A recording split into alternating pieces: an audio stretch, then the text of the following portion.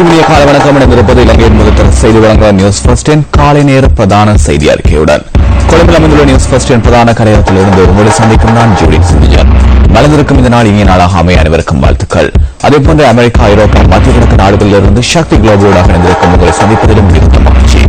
விரிவான செய்திகளுக்கு செல்லும் முன்னர் முதலில் இன்றைய தினத்திற்கான தலைப்புச் செய்திகள். இந்தியாவில் அகதி முகாம்களில் தங்கியுள்ள மேலும் 1,00,000க்கும் அதிகமான இலங்கை அகதிகளை நாட்டிற்கு அழைத்து வருவதற்கு சிறைச்சாலைகள் மறுசீரமைப்பு நடவடிக்கை.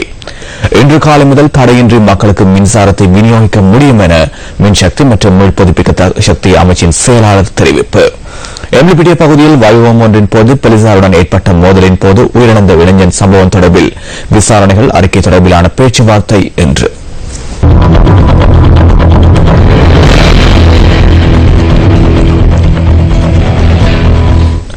தொடர்வது விரிவான செய்திகள். முதலில் உள்நாட்டுச் செய்திகள். இன்று காலை முதல் தடையின்றி மக்களுக்கு மின்சாரத்தை விநியோகிக்க முடியும் என மின்சக்தி மற்றும் மீள்புதுப்பிக்கத்தக்க சக்தி அமைச்சின் செயலாளர் சுரேன் பட்டவட தெரிவித்துள்ளார். நுழைச்சோலை மின் உற்பத்தி நிலையத்தின் மின்பிறப்பாக்க இயந்திரங்கள் நேற்றிரவு முதல் வழமை போன்று இயங்க ஆரம்பித்துள்ளதாக அமைச்சின் செயலாளர் கூறினார். 2 மின்பிறப்பாக்க இயந்திரங்கள் இயங்க ஆரம்பித்துள்ளதாகவும் இதன் மூலம் 300 மெகாவாட் மின்சாரத்தை தேசிய மின் கட்டமைப்போடு இணைத்துக் கொள்ள முடியும் எனவும் அவர் குறிப்பிட்டார்.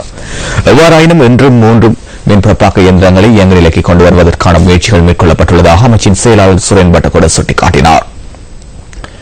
இதன் பிரகாரம் இன்று முதல் தடையின்றி சீராக மின்சாரத்தை விநியோகிக்க முடியும் எனவும் அவர் நம்பிக்கை வெளியிட்டுள்ளார். ஆயினும் நாடு முழுவதும் மின்சாரம் துண்டிக்கப்பட்டமை தொடர்பில் ஆராய்வதற்காக நியமிக்கப்பட்ட தொழில்நுட்ப குழுவின் விசாரணை தொடர்ந்து முன்னெடுக்கப்பட்டு வருகின்றது. அடுத்த வாரம் அளவில் அந்த குழுவின் அறிக்கை கிடைக்க உள்ளதுடன் அதன் பின்னரே அடுத்த கட்ட நடவடிக்கைகளை மேற்கொள்ள முடியும் என்றும் மின்சக்தி மற்றும் மீள்புதுப்பிக்க சக்தி அமைச்சின் செயலாளர் தெரிவித்தார். இதேவேளை நாட்டின் பல்வேறு பகுதிகளிலும் நேற்று மின்வெட்டு அமல்படுத்தப்பட்டிருந்தது. இதனால் மக்கள் பெரிதும் சிரமங்களை எதிர்நோக்கியிருந்தமை குறிப்பிடத்தக்கது.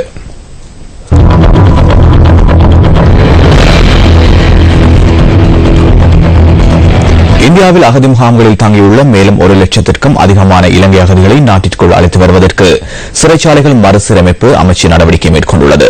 யுத்தம் இடம்பெற்ற காலப்பகுதியில் இவர்கள் இந்தியாவிற்கு சென்று தஞ்சமடைந்திருந்ததாக சிறைச்சாலைகள் மறுசீரமைப்பு அமைச்சின் செயலாளர் வீணா சிவஞான ஜோதி தெரிவித்தார். ஐக்கிய நாடுகளின் அகதிகளுக்கான உயர்ஸ்தானிகர் அலுவலகத்தின் ஒத்துழைப்புடன் இலங்கையர்களை நாட்டிற்கு அழைத்து வரப்பட உள்ளனர்.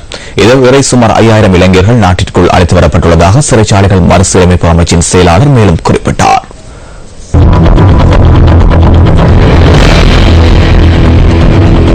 எம்லிபிட்டிய பகுதியில் வைபவம் ஒன்றின் போது போலீசாருடன் ஏற்பட்ட கைகலப்பின் இளைஞர் ஒருவர் உயிரிழந்த சம்பவம் தொடர்பிலான விசாரணைகளை நடத்துவதற்கு நியமிக்கப்பட்ட குழுவின் அறிக்கை இன்று ஆராய உள்ளதாக தேசிய போலீஸ் ஆணைக்குழு தெரிவித்துள்ளது. இதனையடுத்து சம்பவம் தொடர்பில் உரிய நடவடிக்கைகளை எடுக்க உள்ளதாக தேசிய போலீஸ் ஆணைக்குழுவின் செயலாளர் ஆரியதாச குரே குறிப்பிட்டார். சம்பவம் தொடர்பிலான அறிக்கை ஒன்றை தயாரிப்பதற்காக 3 அடங்கிய குழு ஒன்றை போலீஸ் ஆணைக்குழு நியமித்துள்ளது. இந்த குழுவினர் 2 தடவைகள் எம்லிபிட்டிய பகுதிக்கு சென்று சம்பவம் தொடர்பில் போலீசாரிடமும் பிரதேச மக்களிடமும் விசாரணைகளை வாக்குமூலம் பதிவு செய்துள்ளதுடன் அது தொடர்பான அறிக்கை அண்மையில் போலீஸ் ஆணைக்குழுவிடம் கையளிக்கப்பட்டது. இதேவேளை உயிரிழந்த இளைஞரின் சடலம் நேற்று முன்தினம் மீண்டும் தோண்டியிருக்கப்பட்டு விசாரணைகளுக்காக கொழும்பு சட்ட வைத்திய அதிகாரி அலுவலகத்திற்கு கொண்டு செல்லப்பட்டுள்ளது.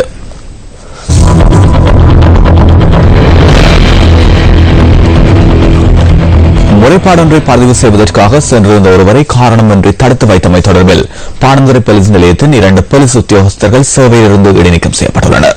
பாணந்துறை போலீஸ் நிலையத்தின் உதவி போலீஸ் இன்ஸ்பெக்டர் ஒருவரும் சார்ஜன் ஒருவரும் சேவையிலிருந்து இடைநிறுத்தப்பட்டுள்ளதாக போலீசார் குறிப்பிட்டனர். குறிப்பிட்ட சம்பவம் தொடர்பில் பிரதி போலீஸ் அதிபருக்கு கிடைத்த முறைப்பாட்டின் பிரகாரம் முன்னெடுக்கப்பட்ட விசாரணையின் பின்னரே இந்த நடவடிக்கைகள் மேற்கொள்ளப்பட்டுள்ளது. வாகனம் ஒன்றை வாடகை அடிப்படையில் அமர்த்தி அதற்கான கட்டணத்தை செலுத்தாமல் தலைமறைவாகிய ஒருவரை பிடித்து போலீசாரிடம் ஒப்படைத்த போதிலும் சம்பந்தப்பட்ட போலீஸ் உத்தியோகஸ்தர்கள் அந்த முறைப்பாட்டை பதிவு செய்யவில்லை என குற்றச்சாட்டு முன்வைக்கப்பட்டுள்ளது.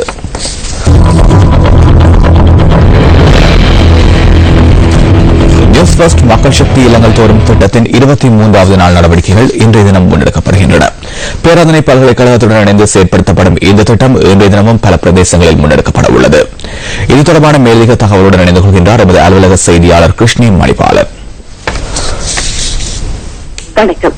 மக்கள் சக்தி இலங்கை தோறும் செயல்திட்டத்தில் இன்று நாங்கள் அம்பாறை மாவட்டத்தில் இருக்கக்கூடிய பின்தங்கிய பல கிராமங்களுக்கு நாங்கள் விஜயத்தை மேற்கொள்கின்றோம். இன்றைய நாளை பொறுத்தவரையில் ரக்காமன் பகுதியில் உள்ள பின்தங்கிய கிராமங்களுக்கும் நாங்கள் இன்று விஜயம் செய்யவிருக்கிறோம். அதே போன்று அம்பாறை மாவட்டத்தில் இருக்கக்கூடிய சகோதர மொழிபெயர்ப்பு மக்கள் வாழக்கூடிய கிராமங்களுக்கும் சென்று அவர்கள் எதிர்நோக்கும் பொதுவான பிரச்சனைகளை கேட்டறிந்து அவற்றுக்கான தீர்வுகளை பெற்றுக் கொடுக்க நாங்கள் தயாராக இருக்கின்றோம்.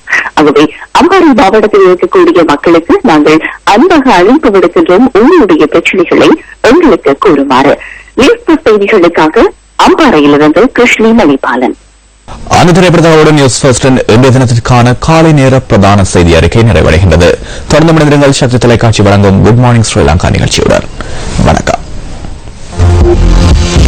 Hotline 0114-896-896 www.newsfirst.lk. Feedback at newsfirst.lk.